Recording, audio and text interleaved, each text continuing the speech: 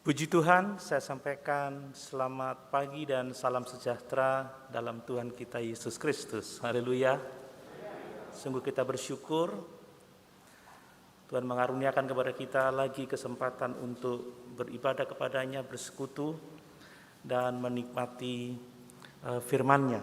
Mari kita masih akan belajar dari surat Kolose dan kita akan membaca surat Kolose pasal 2 ayat 20 sampai ayat yang ke-23.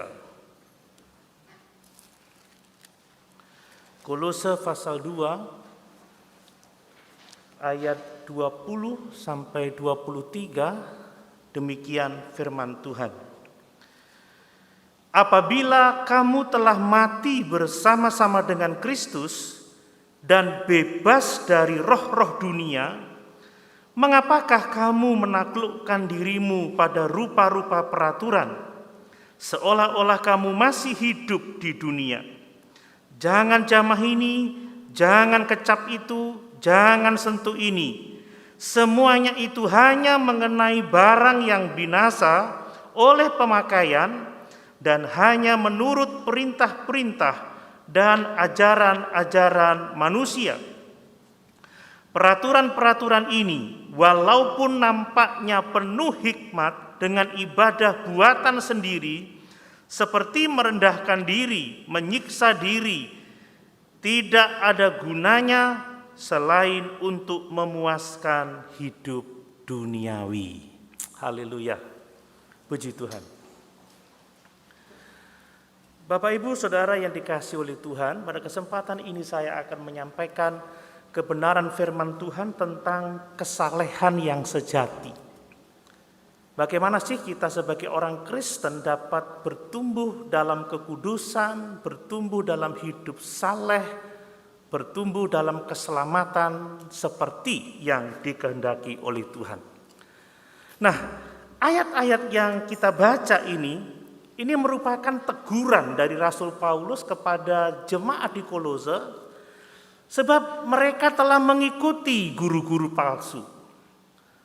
Mereka telah mengikuti pengajar-pengajar yang sesat yang mengatakan bahwa untuk kita hidup saleh, untuk kita bertumbuh dalam kerohanian, untuk kita bertumbuh dalam keselamatan, kita harus melakukan penyangkalan diri yang begitu hebat. Kita harus mengikuti peraturan-peraturan manusia. Jangan jamah ini, jangan sentuh ini, jangan kecap itu.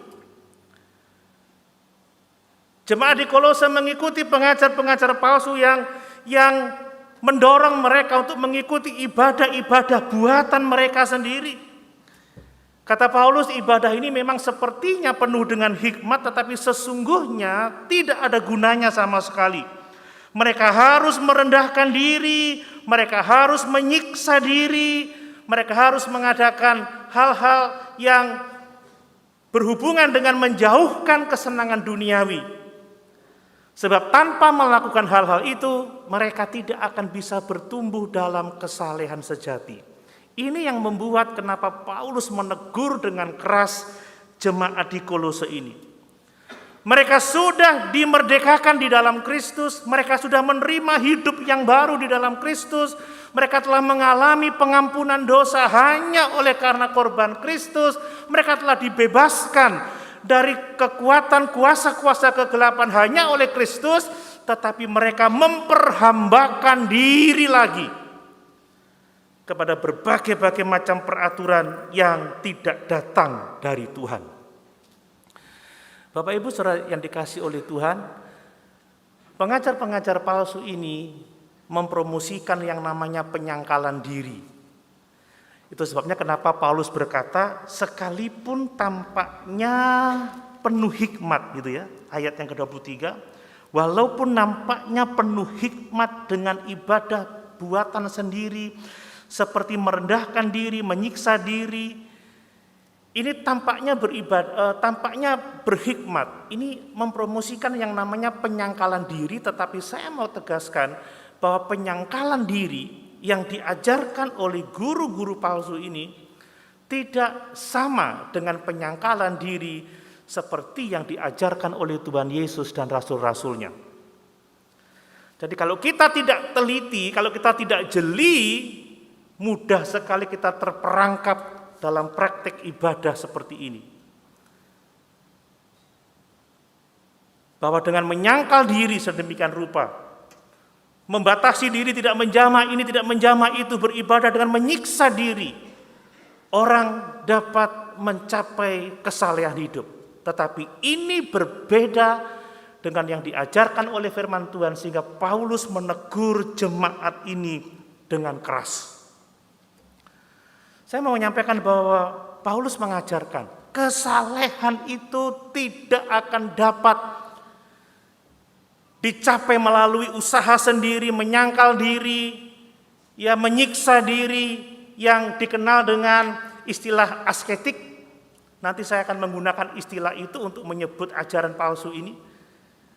Bahwa kesalehan tidak akan pernah dapat dicapai melalui asketik ini, saudara.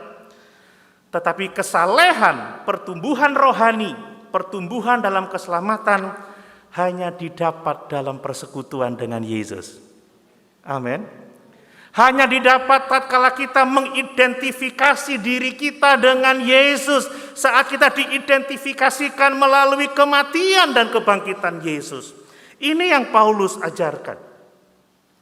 Nah, jika kita sungguh-sungguh percaya kepada Tuhan Yesus Kristus, jika kita sungguh-sungguh telah mati bersama-sama dengan Kristus, dibangkitkan bersama-sama dengan Kristus, maka kita tidak perlu lagi menaklukkan diri bahkan kepada hukum Taurat, apalagi dengan peraturan-peraturan yang ditambahkan oleh manusia, yang supaya olehnya kita bertumbuh dalam kesalehan.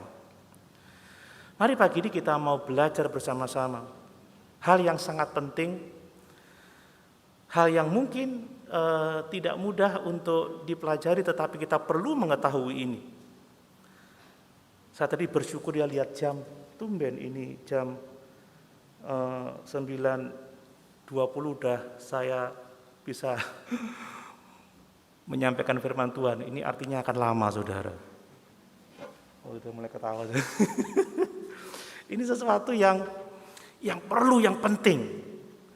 Jangan sampai kita terjebak pada ajaran asketik ini.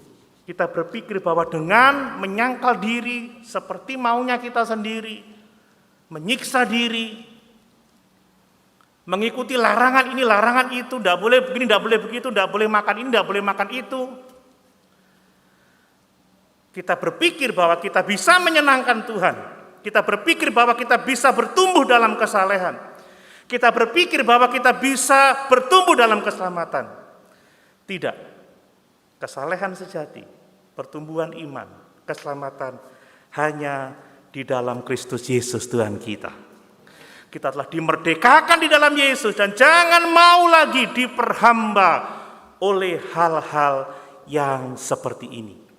Hal-hal yang nanti kita akan sebut dengan asketik atau penyangkalan diri yang berbeda dengan yang diajarkan oleh Alkitab. Mari kita melihat dengan lebih detail supaya kita benar-benar memahami hal ini. Yang pertama, perhatikan bahwa kesalehan, pertumbuhan rohani, bahkan lebih dari itu, keselamatan tidak bisa dicapai melalui asketik atau asketisme atau ajaran nabi-nabi palsu ini, guru-guru palsu ini, di mana dikatakan hanya dengan menyiksa diri, merendahkan diri, mematikan daging ini kita dapat mencapai kehidupan yang kekal. Nah, seperti tadi saya katakan, sebenarnya asketisme itu artinya penyangkalan diri. Mendisiplin diri dengan begitu luar biasa, menjauhi kesenangan-kesenangan duniawi, orang-orang yang suka berpantang. Dulu saya melakukan itu, bapak saya mengajar saya untuk mutih. Mutih itu hanya tiap hari itu makan nasi sekepal aja, tidak makan yang lain. Kemudian suka ke tempat-tempat yang sepi untuk bertapa di sana 2-3 hari. Tidak tidur di kasur, tidur beralaskan koran, sekalipun punya kasur. Ya tidak makan ini, tidak makan itu. Tujuannya apa? Dikenan oleh Tuhan. Penyangkalan diri. Tetapi seperti saya katakan, asketisme ini berbeda dengan penyangkalan diri seperti yang diajarkan oleh Tuhan Yesus. Kita tidak boleh tertipu dengan asketisme. Sekalipun itu tampaknya bijaksana, tampaknya berhikmat, tetapi itu palsu. Itu buatan manusia. Coba kita lihat yang Alkitabiah, saudara. Paulus berkata bahwa dia melatih tubuhnya, menguasai sepenuhnya. Ini penyangkalan diri, tetapi penyangkalan diri yang diajarkan oleh firman Tuhan. Coba lihat 1 Korintus 9 ayat 27. 1 Korintus pasal 9 ayat 27. 1 Korintus pasal 9 ayat 27. Tetapi aku melatih tubuhku dan menguasainya seluruhnya, supaya sesudah memberitakan Injil kepada orang lain, jangan aku sendiri ditolak. Paulus juga menyangkal diri, tetapi berbeda dengan yang dilakukan oleh guru-guru palsu itu, sehingga Paulus menentang guru-guru palsu itu dan menegur jemaat yang mengikuti guru-guru palsu itu. Paulus menyangkal diri, aku melatih tubuhku dan menguasainya seluruhnya. Ini bukan hal yang main-main, saudara. Ini benar-benar disiplin yang luar biasa. Kemudian coba lihat di dalam 2 Timotius 2 ayat yang ketiga. Paulus mengajarkan Timotius untuk rela menderita. 2 Timotius pasal 2 ayat yang ketiga. Demikian firman Tuhan. Ikutlah menderita sebagai seorang prajurit yang baik dari Kristus Yesus. Ayat yang keempat. Seorang prajurit yang sedang berjuang tidak memusingkan dirinya dengan soal-soal penghidupannya, supaya dengan demikian ia berkenan kepada komandannya. Ini juga penyangkalan diri, menderita, tidak memusingkan kebutuhan sendiri, tidak menginginkan ini dan itu untuk berjuang, untuk berperang, untuk melakukan perintah komandannya. Ini juga penyangkalan diri. Tetapi sekali lagi ini berbeda dari yang diajarkan oleh guru-guru palsu di Kolose yang Paulus lawan dan di mana jemaat ditegur oleh karena mengikutinya. Coba lihat Tuhan Yesus 1 Timotius 4 ayat yang ke-7. Kita baca lagi 1 Timotius 4 ayat yang ke-7. Paulus berkata seperti ini. Aku telah mengakhiri pertandingan yang baik. Aku telah mencapai garis akhir dan aku telah memelihara iman. Ini juga menyiratkan tentang penyangkalan diri. Orang yang melakukan pertandingan yang baik menahan diri untuk tidak curang, untuk tidak melanggar peraturan, untuk benar-benar mengikuti tata tertib, memelihara iman. Ini berbicara penyangkalan diri. Bahkan Tuhan Yesus mengajarkan itu semua. Barang siapa mengikut aku, dia harus memikul salibnya, menyangkal dirinya setiap hari dan mengikut aku. Jadi penyangkalan diri itu adalah perintah Tuhan. Kita tidak bisa mengikut Yesus tanpa menyangkal diri kita. Coba lihat Matius pasal 16 ayat 24. Matius pasal 16 ayat 24.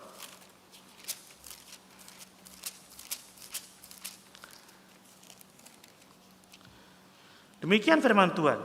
Lalu Yesus berkata kepada murid-muridnya, setiap orang yang mau mengikut aku, ia harus menyangkal dirinya, memikul salibnya dan mengikut aku.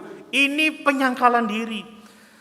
Tetapi ini berbeda dari apa yang diajarkan oleh nabi-nabi palsu, guru-guru palsu di Kolose. Jangan kecap ini, jangan jama ini, jangan sentuh itu. Menyiksa diri, berpantang dengan banyak hal yang tidak boleh dilakukan, tidak boleh menikah, tidak boleh melakukan sesuatu yang dianggap akan menghalangi seseorang untuk mengalami kedewasaan rohani.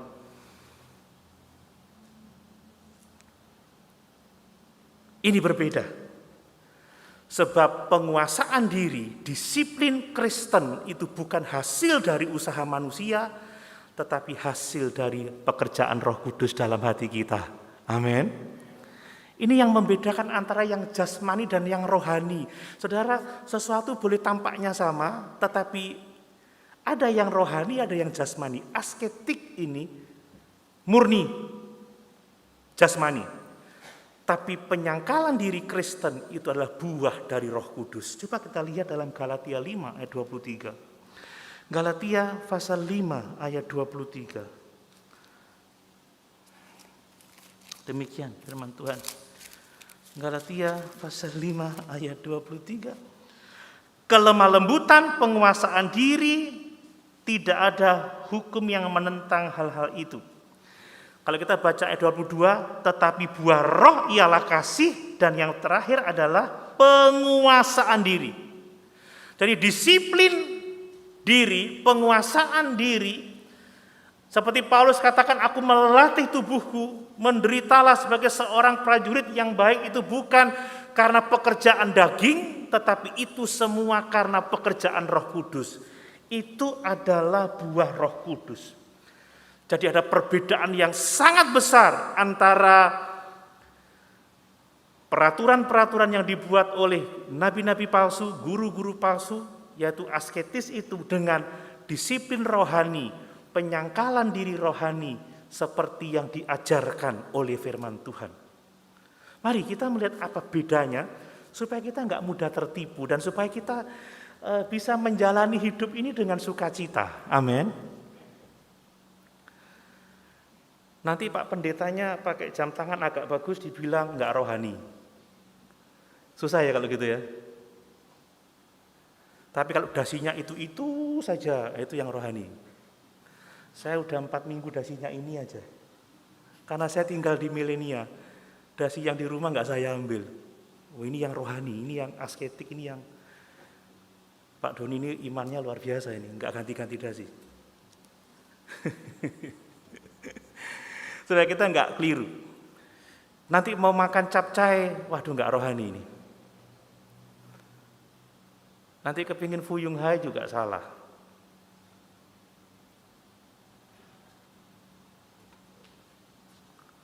Kalau ada sate babi ingat saya. Oh itu kalau Pak Pendeta makan sate babi itu nggak rohani. Mungkin begitu. Supaya tidak keliru saudara. Wah saya kalau pakai baju sedikit bagus itu supaya kita tidak salah. Amin. Ayo kita lihat bersama-sama. Apa sih yang membedakan antara larangan ini, larangan itu yang dikemukakan oleh guru-guru palsu dengan yang diajarkan oleh Alkitab? Nah, guru-guru palsu itu mengajarkan bahwa tubuh ini jahat, saudara. Materi ini jahat.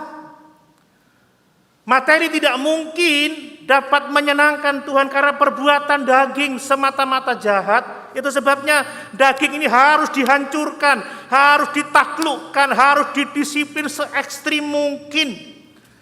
Nggak boleh makan ini, nggak boleh makan itu, nggak boleh pegang ini, nggak boleh pegang itu, harus menyangkal diri, menjauhi kesenangan duniawi. Tetapi saya mau mengatakan firman Tuhan bahwa tubuh ini adalah baik, tubuh ini untuk Tuhan, hanya perlu dikendalikan. Amin. Amin. Hanya perlu didisiplin. Ini bedanya. Guru-guru palsu memandang tubuh ini jahat, harus dihancurkan, didisiplin sedemikian rupa. Tetapi Alkitab mengajarkan tubuh ini baik dan harus dipergunakan untuk Tuhan. Ya, coba perhatikan di dalam 1 Korintus 6 ayat 19 sampai 20. 1 Korintus 6 ayat 19 sampai 20.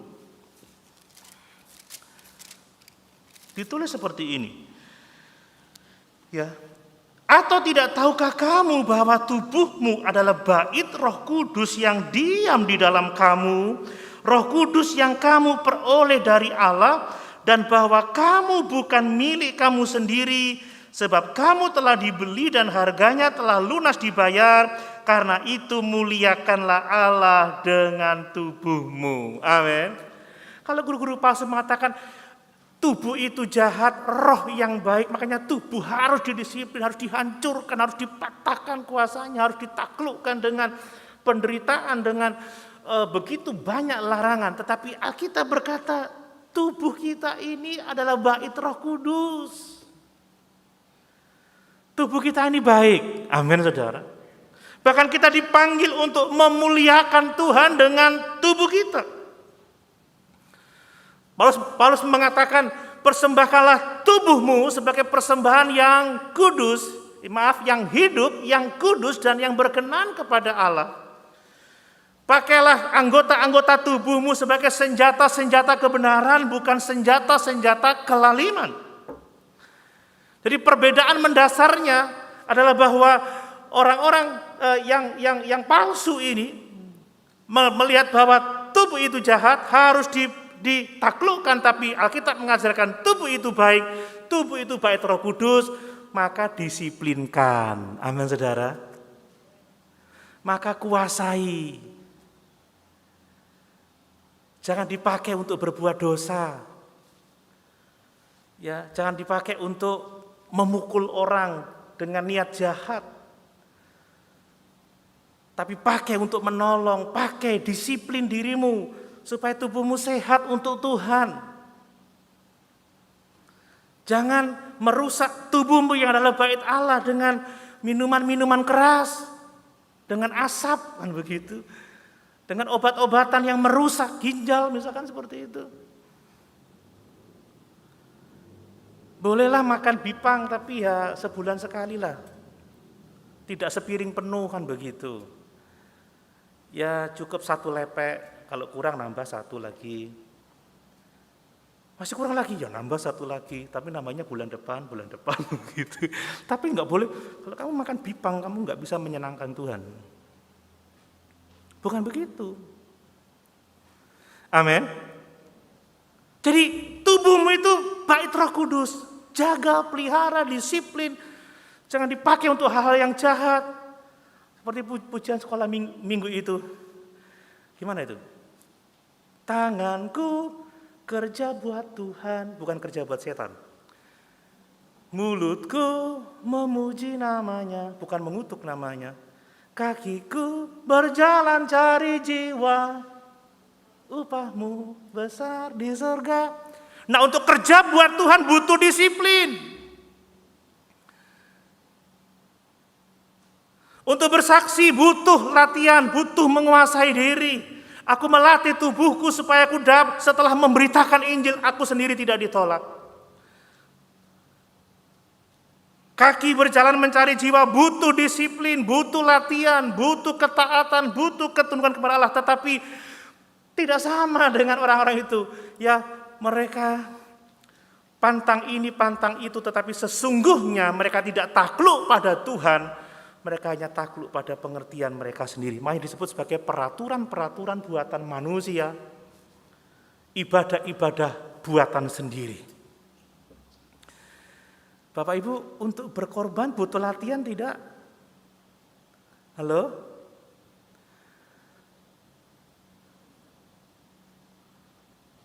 Orang itu setelah bisa memberi, akan dia terus bisa memberi. Tapi orang yang tidak pernah berlatih untuk memberi, tidak mendisiplin untuk memberi, nggak akan bisa memberi.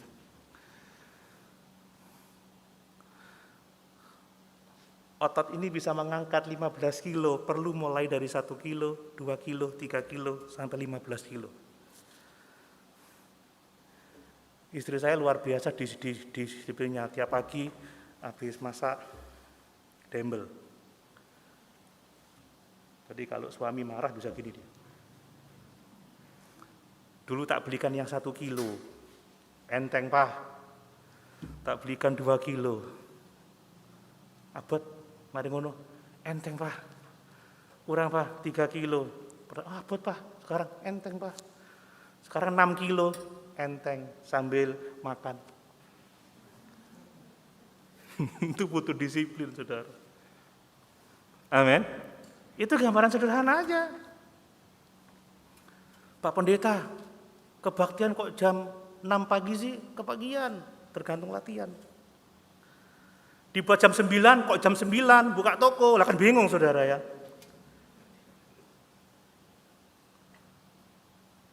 Jam 4 kesorean, jam 7 kemalaman. Terus bagaimana? Nggak usah kebaktian. Nah, semua butuh latihan. Amin. Jadi memakai tubuh ini untuk Tuhan. Jadi itu bedanya, saudara. Kemudian perhatikan bahwa guru-guru palsu itu menaklukkan tubuhnya untuk kehendaknya sendiri, tetapi kita orang-orang percaya mendisiplin tubuh untuk melakukan kehendak Tuhan. Amin. Banyak orang yang bertapa, banyak orang yang pantang ini, pantang itu, tetapi tidak melayani Tuhan. Tidak melakukan pekerjaan Tuhan. Mereka menyangkal diri, tetapi untuk diri sendiri, untuk kepuasan sendiri, untuk kebanggaan sendiri. Tapi kalau kita mungkin yang biasanya jajannya 100.000 sehari, kita tinggal 25 sehari supaya selebihnya untuk dipakai bagi pekerjaan Tuhan. Amin. Kan begitu, kita tidak makan ini, tidak makan itu, bukan untuk memuaskan daging, tetapi supaya saya sehat, supaya saya tetap bisa melayani Tuhan. Jadi kalau guru-guru palsu menetapkan begitu banyak aturan, menyiksa diri, menyangkal diri, tetapi untuk takluk pada pikirannya sendiri. Tapi kalau kita melatih diri kita, mendisiplin diri, supaya diri kita siap dipakai untuk Tuhan kapanpun juga. Jadi sebenarnya kita orang-orang percaya ini, kita punya hak untuk menikmati segala sesuatu yang Tuhan anugerahkan kepada kita. Amin. Tetapi kalau kita menyangkal diri, itu bukan untuk tujuan diri kita sendiri, tapi supaya kita bisa mengasihi Tuhan, melakukan kehendaknya. Dan kemudian saudara, guru-guru palsu ini pokoknya menyebut semua yang duniawi itu haram, itu najis, itu kotor, itu jahat. Semua yang menyenangkan itu tidak baik. Tetapi berbeda dengan kita orang-orang percaya, saudara. Semua yang ada ini baik. Amin. Makanan itu baik, minuman itu baik. AC ini baik, saudara. Lampu-lampu ini baik. Tempat duduk ini baik. Alat-alat ini baik. Kita orang-orang percaya bisa menikmati, tetapi kita menikmati dalam ketuhanan Yesus. Amin. Kita menikmati semua yang baik, tetapi tidak menjadi serakah, tidak menjadi gelojo, misalkan begitu. Kita menikmati, tetapi tidak menjadi bergantung kepada hal-hal duniawi. Kita menikmati, tetapi kita juga murah hati ketika harus menolong orang-orang yang membutuhkan. Amin. Boleh, saudara. Ingat, Alkitab itu menganugerahkan kepada kita segala sesuatu untuk kita nikmati. Termasuk apa? Makanan, minuman. Ya. Cuman saya dengar kalau pelatihan jangan makan-makan di gereja ya. Berbahaya. Kita masih prokes. Ya, makan di rumah, menikmati. Coba lihat 1 Timotius 6 ayat 17 supaya kita tahu. 1 Timotius 6 ayat 17. Ya. Peringatkanlah kepada orang-orang kaya di dunia ini agar mereka jangan tinggi hati dan jangan berharap pada sesuatu yang tak tentu seperti kekayaan, melainkan kepada Allah yang dalam kekayaannya memberikan kepada kita segala sesuatu untuk dinikmati. Amin. Jadi kalau orang-orang guru-guru palsu ini, semua yang jasmani itu jahat, kita tidak. Kita bisa menikmati, saudara. Tetapi menikmati dalam ketuhanan Yesus. Kita menikmati tetapi tidak menjadi rakus. Kita menikmati tetapi tidak menjadi bergantung kepada hal-hal duniawi. Kalau enggak ada, enggak bisa. Kita menikmati tetapi tidak menjadi pelit sehingga kita tidak bisa berbagi kepada orang lain. Enggak, ini punya saya, aku menikmatinya. Kita ini bisa menikmati, tetapi sewaktu-waktu juga bisa melepaskan kalau itu Tuhan yang minta. Amin. Kalau itu demi pelayanan pekerjaan Tuhan. Lihat jemaat mula-mula, mereka punya rumah, mereka punya tanah, tetapi mereka menjual hak milik mereka untuk dibawa ke rasul-rasul untuk menolong orang-orang yang membutuhkan dan untuk melakukan pekerjaan Tuhan. Makanya kita tidak hanya kaya secara materi, tetapi kaya dalam kebajikan. Nah, Paulus menentang orang-orang yang melarang ini, melarang itu, tidak boleh menikah, tidak boleh makan ini, tidak boleh makan itu. Dan dia berkata, coba lihat 1 Timotius 4 ayat yang keempat. 1 Timotius pasal 4 ayat yang keempat. Demikian firman Tuhan. Ya. Karena semua yang diciptakan Allah itu baik dan suatu pun tidak ada yang haram jika diterima dengan ucapan syukur. Amin. Jadi sesuatu yang menjadi berkat Tuhan bagi kita untuk kita nikmati. Kita nikmati dalam ketuhanan Yesus, tapi tidak membuat kita lupa diri, menjadi mencintai dunia ini dan pelit. Ya. Kadang kita ini tidak sayang ya kalau beli makanan 1 porsi 100.000 karena kita mau menikmati. Tapi kalau untuk menolong orang lain, kita cari pecahan yang terkecil. Untuk pekerjaan Tuhan kita cari pecahan yang terkecil. Ya kalau beli handphone, kita nggak mau yang ecek-ecek, kita mau yang paling mahal. Tapi bagaimana dengan kepentingan gereja? Ini kemarin rapat dari multimedia ya, butuh 2 kamera lagi saudara.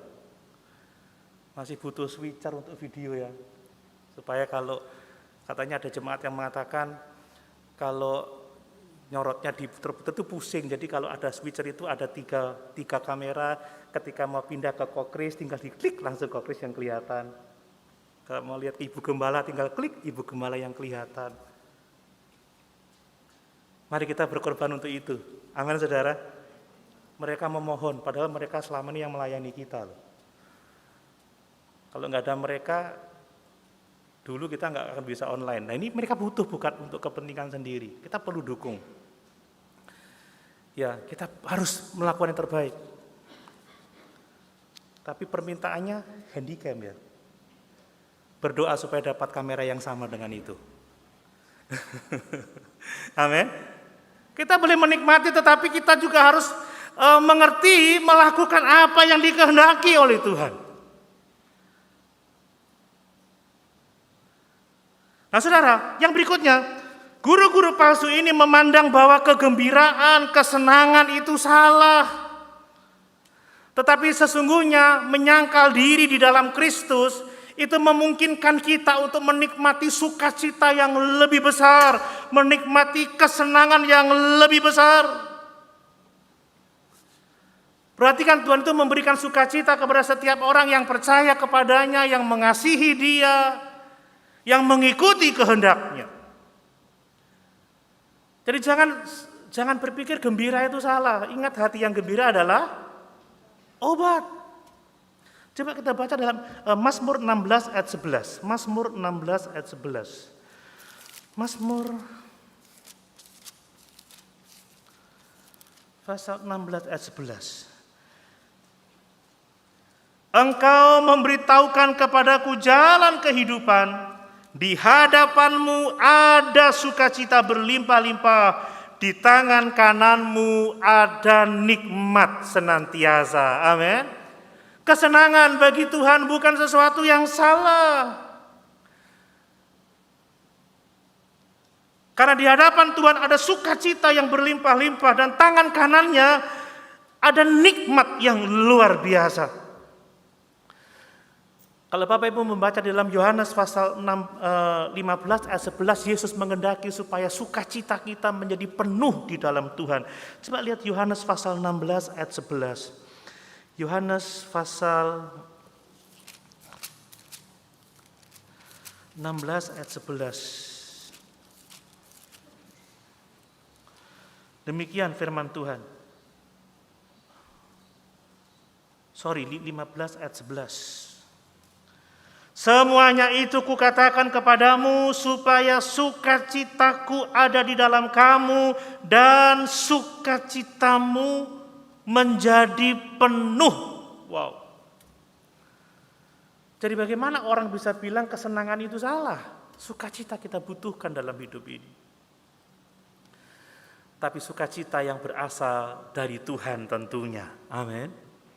Mazmur pasal 5 ayat 12. Mari kita nikmati ayat-ayat ini supaya kita dapat memahami kebenarannya. Mazmur pasal 5 ayat 12. Tetapi semua orang yang berlindung padamu akan bersukacita.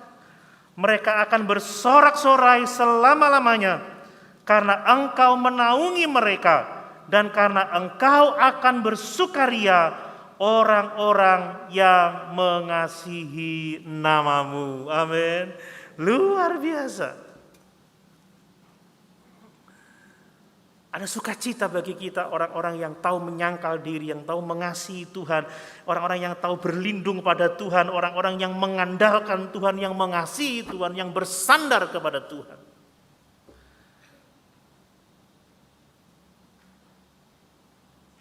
Nah, yang berikutnya saudara, guru-guru palsu ini banyak melakukan pembatasan-pembatasan. Strike, tidak boleh ini, tidak boleh itu.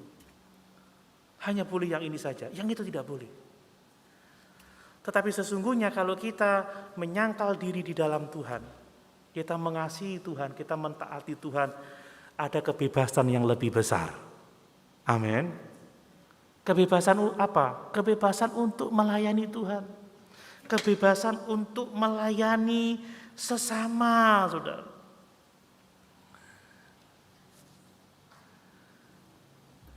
Saya kalau melihat saudara Gary ini, tadi mainnya enak sekali. Karena dia mendisiplin diri. Saya yakin tiap hari tidak kurang dari 2 jam dia memegang keyboardnya. Seperti itu kira-kira ya. Belum masih ngeles saudara. Dulu waktu pertama-tama saya lihat, kalau main kelentung gitu. Tapi sekarang bisa luar biasa memainkan touch keyboard. Tapi tiap hari saudara menguasai diri. Bangun pagi, belum gosok gigi, nyalain keyboard.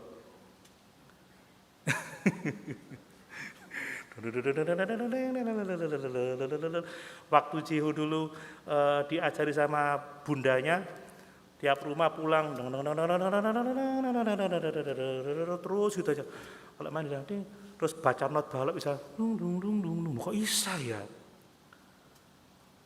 Nah, orang semakin melatih diri, dia punya kebebasan untuk melakukan hal-hal yang luar biasa. Amin. Kalau saya pegang keyboard bisa, pegang bass bisa, pegang drum bisa, asal pegang. Tapi nggak bisa bebas memainkannya. Saya bisa memainkan tetapi ya nggak kelas lah kalau sama pemain-pemain musik ini. Saya tuh lihat anak saya Nathan itu, ngapain ya anak ini ya? Oh, dia pakai headset, dengar musik. Kemarin saya bilang, Tan bantu papa Tan, 30 menit worship. Oh, kenapa yang lain? Mas Yus gak bisa. Kok Gary main. Kak Yoel main. Itu pengerja. Papa mau kamu. Ternyata cuma latihan sebentar. Kok bisa ya? Saya coba ngikut kalau tidak bisa jangan saya ini ya. Sudah semakin kita banyak berdoa, semakin banyak baca firman, semakin banyak kita melayani, semakin kita bebas melayani Tuhan. Orang nggak bisa datang bersekutu seperti kita, tetapi kita bisa melakukan itu. Banyak orang yang tidak bisa melayani seperti kita. Karena tidak mendisiplin diri di dalam Tuhan. Semakin kita mendisiplin diri, semakin kita punya keleluasaan, kebebasan untuk melayani Tuhan. Amin.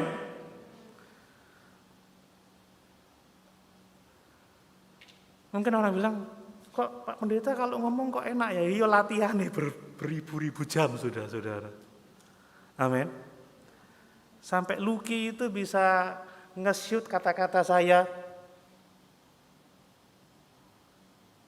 Sama persis beberapa kali edisi renungan. Karena ya itu saya, kamu lek ngomong kemana-mana nggak takut Pak? Lah wis biasa. Lek gak biasa, demam panggung saudara. Pertama, Ibu Gembala mempercayakan saya untuk melayani di mimbar ini.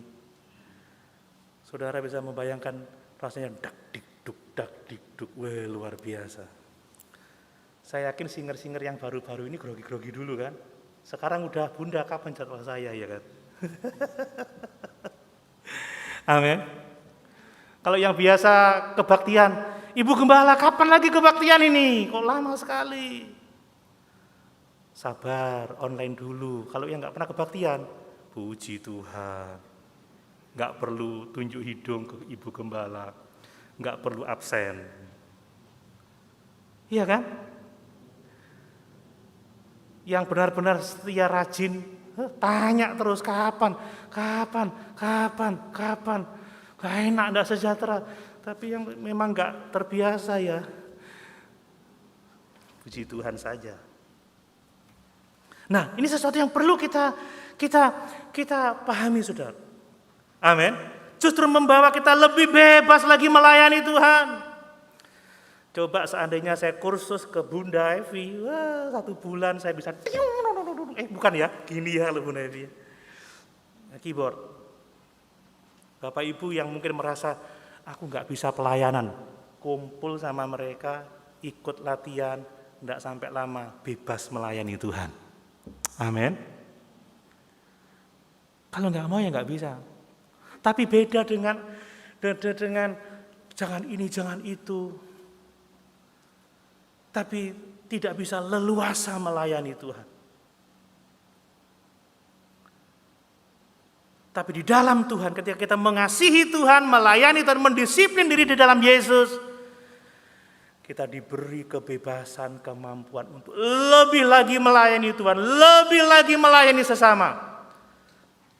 Sehingga talenta yang satu itu tidak tetap menjadi satu, tetapi bisa bertambah menjadi 2. Talenta yang 2 menjadi 4, talenta yang 5 menjadi 10, dan semua yang Tuhan anugerahkan kepada kita semakin berlimpah-limpah, memperkaya diri kita, tidak hanya dengan hal-hal duniawi, tetapi memperkaya diri kita dengan kebajikan. Amin. Ini kehendak Tuhan. Nah, berikutnya saudara, guru-guru palsu ini mematuhi aturan-aturan buatan manusia. Beribadah dengan ibadah buatan sendiri. Tetapi penyangkalan diri yang diajarkan oleh Alkitab itu adalah mematuhi perintah Tuhan. Menikmati dan mentaati perintah Tuhan. Kita baca lagi dalam Kolose tadi. Perhatikan itu supaya kita masih ingat di sana. Ya. Jangan ayat 20. Apabila kamu telah mati bersama-sama dengan Kristus dan bebas dari roh-roh dunia, mengapakah kamu menaklukkan dirimu pada rupa-rupa peraturan, seolah-olah kamu masih hidup di dunia? Jangan jama ini, jangan kecap itu, jangan sentuh ini. Semuanya itu hanya mengenai barang-barang yang binasa oleh pemakaian dan hanya menuruti perintah-perintah dan ajaran-ajaran manusia. Peraturan-peraturan ini walaupun nampaknya penuh hikmat dengan ibadah buatan sendiri, seperti merendahkan diri, menyiksa diri, tidak ada gunanya selain untuk memuaskan hidup duniawi. Jadi itu peraturan-peraturan yang dibuat oleh manusia. Tapi kita ini tidak mengikuti peraturan manusia, kita ini mengikuti firman Tuhan. Ingat perkataan Tuhan Yesus, saudara, ada orang yang mulutnya mengaku percaya, tetapi yang dia layani adalah peraturan manusia. Markus 7 ayat yang ke-7. Kita perlu membaca ini. Markus pasal 7 ayat yang ke-7.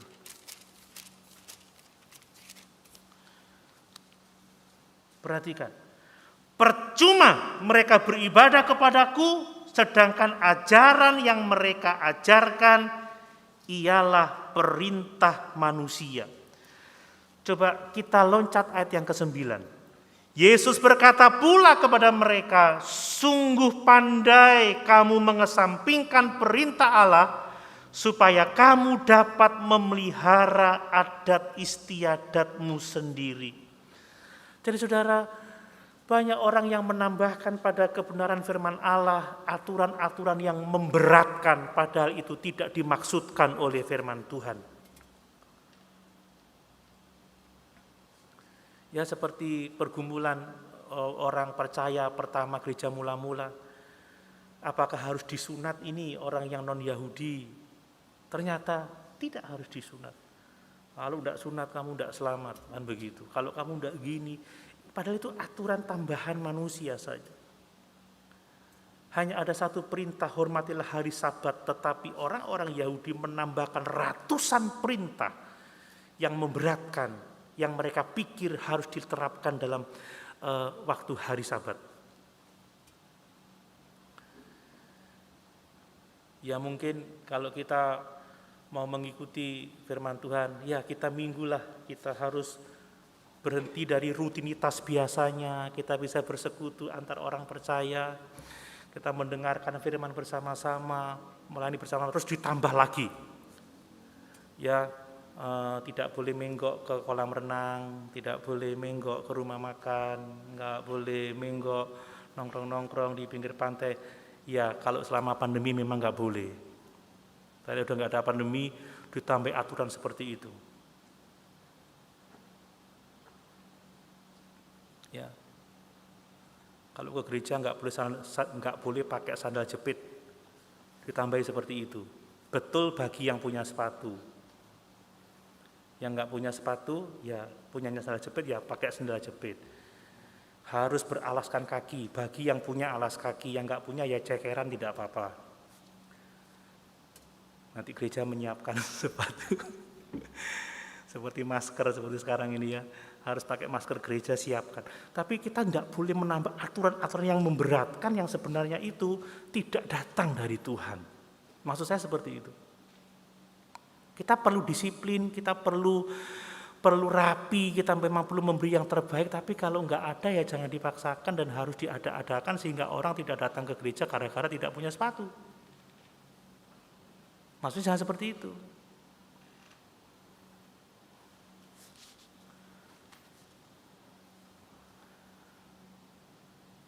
Seperti sekolah minggu nangis anaknya. Kenapa? Nggak mau ke gereja, kenapa? Seragamnya sepatunya hitam. Sepatumu apa? Putih.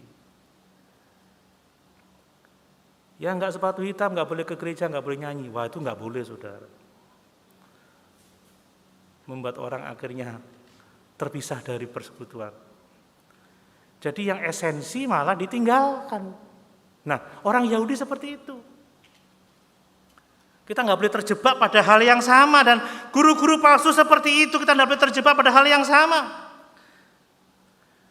Jadi kita mengendalikan diri kepada firman Tuhan, bukan atas aturan-aturan buatan manusia. Dan yang paling menyedihkan saudara, kata Paulus, bahwa aturan-aturan itu tidak berguna sama sekali, justru memuaskan keinginan duniawi. Maksudnya apa?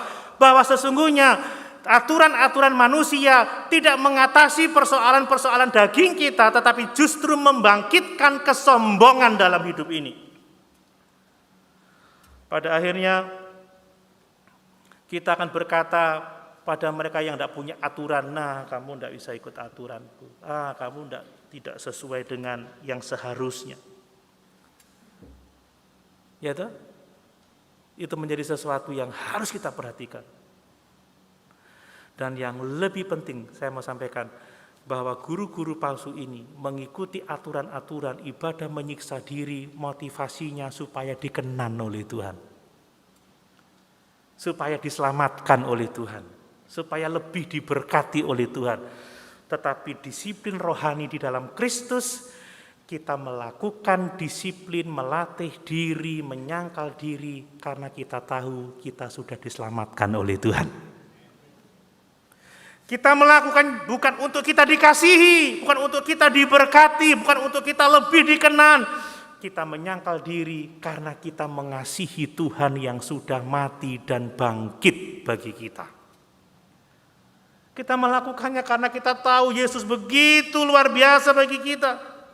Jadi ada perbedaan yang sangat besar antara ajaran nabi-nabi palsu, guru-guru palsu dengan ajaran gereja yang benar, ajaran Alkitab kita.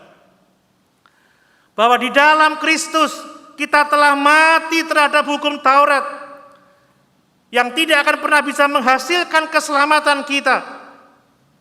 Tetapi di dalam Kristus Dia telah memikul dosa-dosa kita, menggenapkan seluruh hukum Taurat supaya kita tidak lagi hidup di bawah hukum Taurat. Dan kalau kita sudah dibebaskan oleh Kristus, jangan mau diperhamba lagi oleh berbagai-bagai macam aturan yang dibuat oleh manusia.